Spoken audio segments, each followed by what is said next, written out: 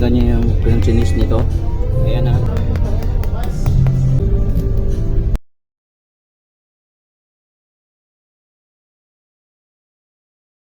Hello kayo malicious, welcome sa isa na namang recipe na gagawin natin ngayon, ang pork belly roll or lechong liempo sa oven. Samahan nyo ako sa gagawin nating proseso kung paano natin mapa super crispy at sarap itong recipe na ito. So first step, i-draw out lang natin ang moisture o liquid sa balat nitong ating liempo. Ayan, ganyan, tusok-tusukan lang natin ang balat nito.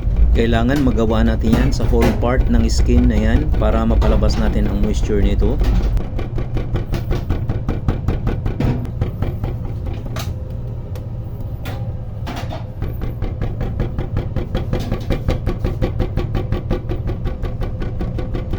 Okay, natapos na natin ang first step. Second step, i-rub lang natin to sa salt and pepper mixture.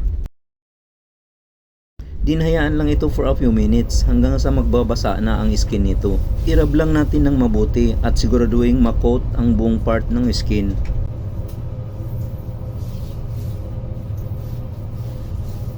For the meantime, baliktarin ko muna at hihiwaan naman natin ang opposite side nito. May part kasi dito na medyo makapal ang laman, kaya natin hihiwaan para mapa-absorb natin ang panimpla natin later.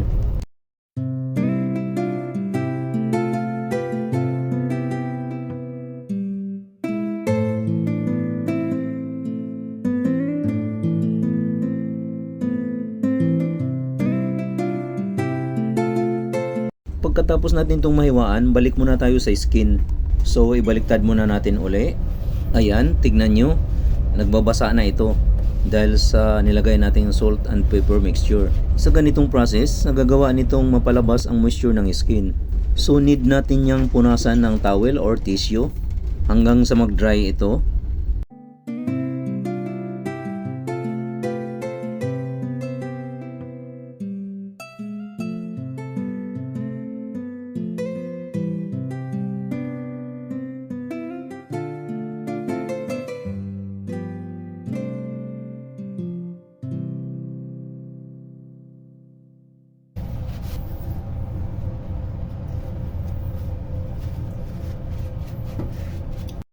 Ayan, napatuyo na natin ang balat nito. Next step, irarab naman natin ito ng vinegar. Double process tayo to make sure na ma-draw out talaga natin yung lahat ng moisture dito sa skin nito. Kung meron pa mang natitira sa pamamagitan ng vinegar na ito, makakatulong ito para mapalabas natin ang lahat ng moisture ng skin. Then i-rest muna natin yan for a few minutes. At ito naman ang gagamitin nating pampalaman. Garlic, onion leeks, at lemongrass. At habang nire-rest natin ang vinegar sa skin, balik naman tayo sa kabilang side at magra-rub naman tayo ngayon ng salt and pepper mixture. Bali, naglagay na pala tayo ng tissue sa ilalim nito para dahan-dahan na nitong ma-absorb ang natitira pang moisture. So tuloy na tayo sa paglalagay ng salt and pepper mixture.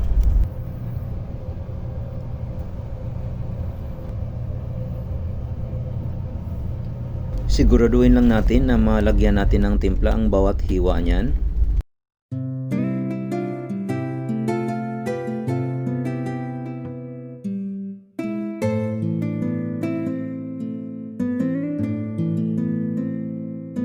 Pagkatapos natin ito timplahan, maglalagay na tayo ng palaman. Ito na yon. Bali, ang garlic ang nasa pinakailalim. Make sure lang na dikdikin natin ang lemongrass para lumabas nito ang aroma. Ayan ang garlic, sa pinakailalim natin yan nilagay.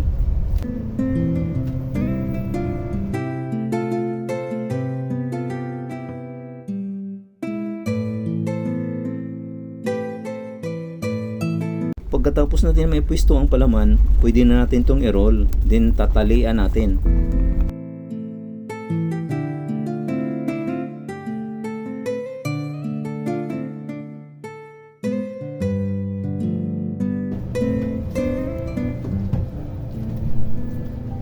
At this point, tatanggalin na natin yung tissue sa ilalim.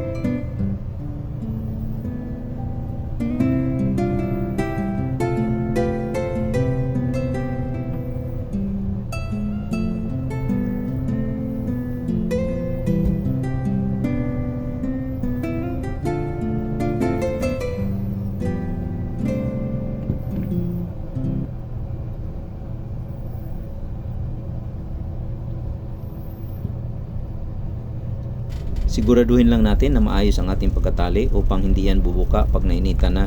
At kayo nang bahala kung anong style nyo sa pagtatali. Itong ginawa ko ay simple lang at pinakamadali na style.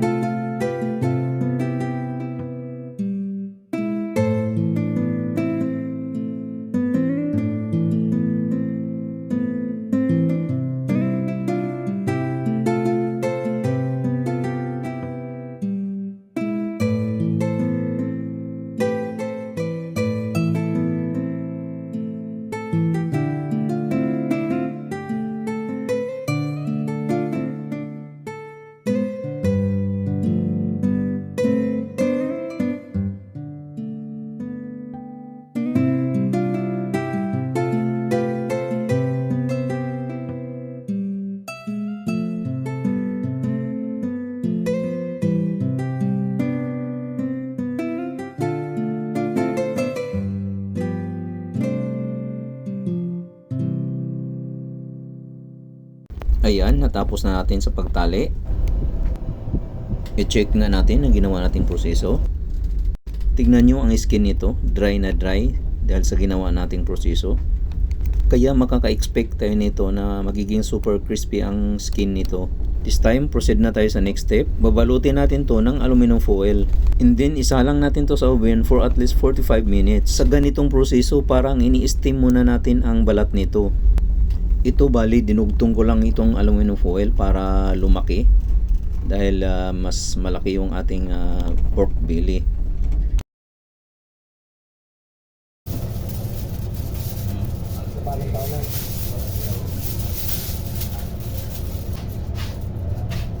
Ayan, sakto lang itong foil natin.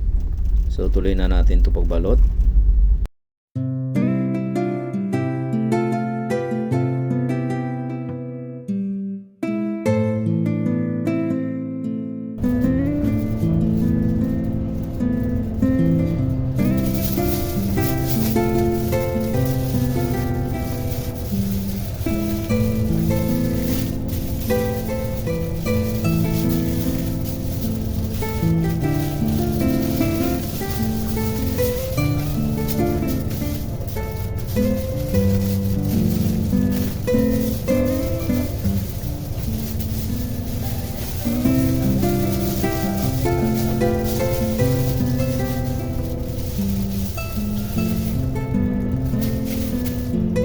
I-close lang natin ang magkabilang dulo nito.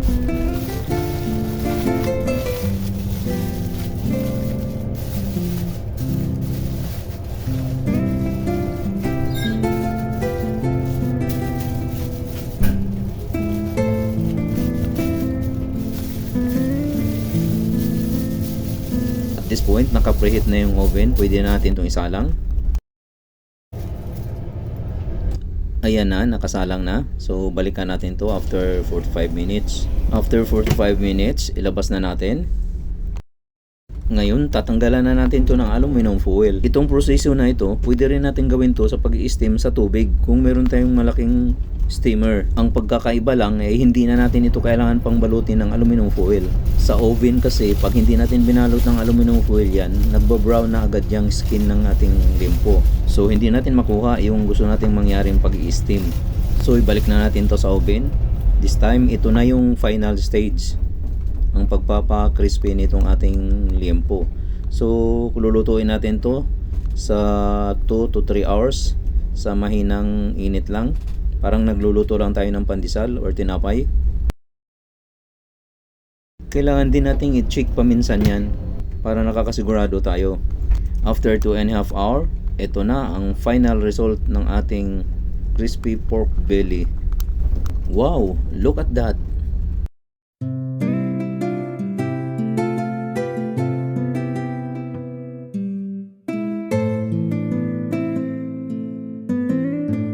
Pakinggan niyo yung crunchiness nito. Ito na, sulit ang ginawa nating proseso. Ang ganda ng pagka-pop ng skin nito.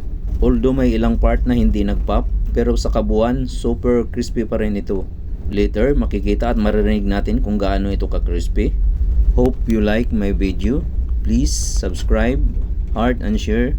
At pakihit na rin ang bell button upang lagi kang updated sa mga susunod ko pang videos na i-upload. Thank you for watching. Ito na ang crispy pork belly roll or litson limpo sa oven. Patitikman natin ang super crispiness nito. Yun. Yun. Yun.